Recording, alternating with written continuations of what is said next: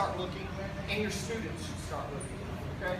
Now, the pad holder is so important in this style of teaching kickboxing. We haven't held mitts in 6 months. So if he goofs up, it's me that goofed up because I'm the mid holder. If I put this pad in the wrong space, he can't be where he's supposed to be because he trains more than I do. So it's probably my mistake, okay? So one, the pad holder has to know what he's doing, but the pad holder is also in fighting position. My hands are up, it looks just the same as if I'm fighting. I'm not standing here squared up, all static with my elbows out like this, holding pads for it. It's just as if I'm sparring. My footwork as a pad holder will be as if I'm fighting. Okay? Same difference. So let's start with just ones. You look at your partner and you guys are warming up, or this is how you're teaching your students. This is first level, we're going to go up a little bit. But if me and Myles are working out, we warm up and I'll say ones. That means any one technique that I give him the stimulus for, any one thing.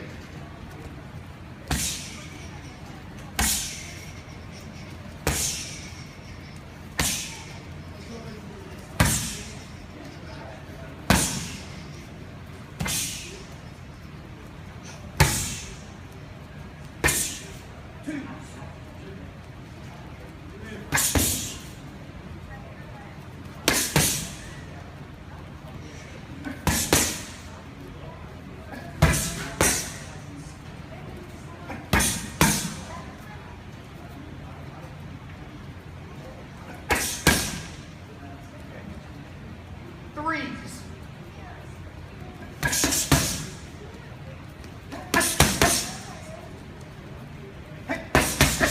My arms all aren't out, I'm right in here, right? I'm fighting. I'm only putting them up enough for him to hit me.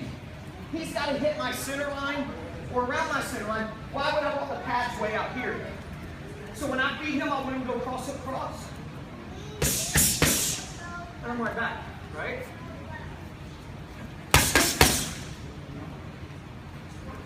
I may stop there and go at defense.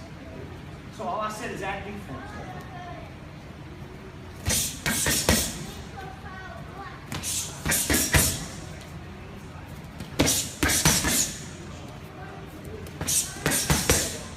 With the kick.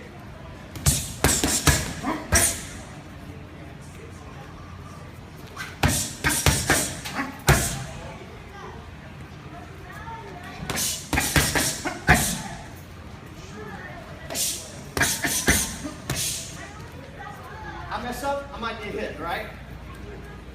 Next level is after he did 3 punches, defense and offense, I kicked, he came back, okay? I could go with free work. I can say things like slip, bob and weave, right? And take it to the next level.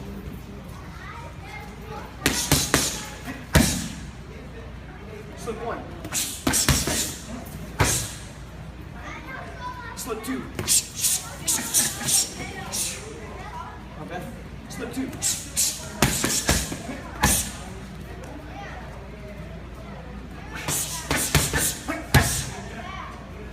See how it kind of builds up? Builds up. Basic students maybe doing 1 punch and holding the pads right for 1 punch. Then defense. Then 2 punches. Then 3 punches. Right? I can go 4 punches. The 4th punch is always going to be an uppercut, which we haven't worked a lot yet, right? So any 4 punches, and I know the last one's an uppercut.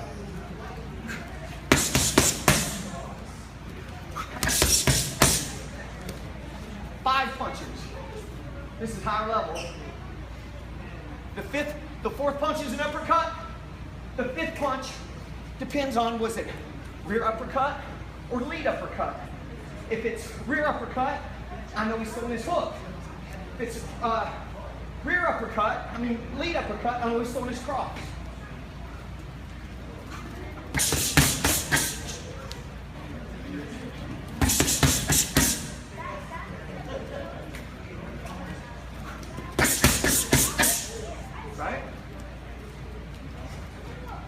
students, black adults, let's talk adults for a second.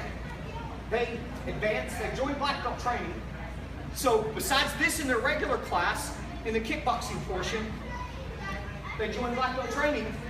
They're staying 15 minutes late, and you're teaching them sparring drills.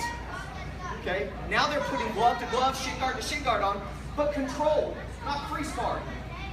This all makes sense now, because you may be going, all right guys, I want this side, you're throwing this side's throwing a jab, this side's defending, you throw a jab back. They can actually throw a jab with intent to hit, but the other side knows what's coming. So now they got to move their head and pair it, right? And then if you sweat. On B days, they're doing their collie, stick and knife for adults. For kids, they're doing their 3 basic weapons. Your adults upgrade to the next program, which would be, we call premier training. Some schools that have a heavier Krav Maga influence will call it advanced Krav Maga instead of premier training. In advanced Krav Maga, the kickboxing now, the limbs get cut down into knees and elbow strikes, right? The beauty about the kickboxing system is any punch can be an elbow without thought. Any kick can be a knee without any thought, without me changing anything or him changing anything. It's just he's throwing knees. If he's supposed to throw a rear kick, he throws a rear knee. If he's supposed to if he's supposed to throw jab, cross, hook, and I say 1 punch, 2 elbows, he's throwing jab, elbow, elbow. Right? But watch, I don't even really think, it doesn't change what I do other than the range I'm at, right? And a little bit on pad holding for the knee strikes.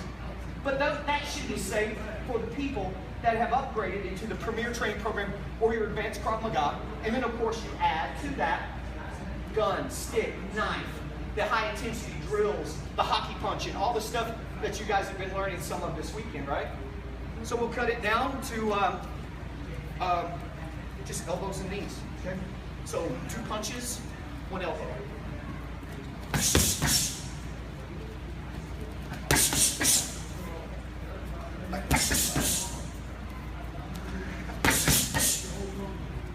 Follow. Ready? 2 punches, follow. Follow with it. Yeah, 2 punches, elbow strike, follow with the knee. So 3 hand tails.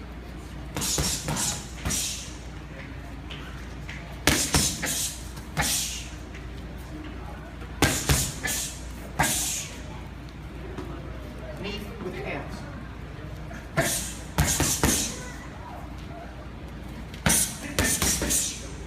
Okay. Did it look a little more like I'm moving, like I'm fighting? And we didn't even do cuts and angles, right? We didn't do me making the cut, or him bobbing me, or us staying in the pocket. So you might just start, later on, you just start staying in the pocket. So he's going, yeah.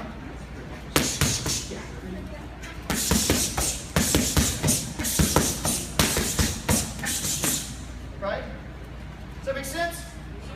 Good. Any questions? All right, give him a hand. Good job.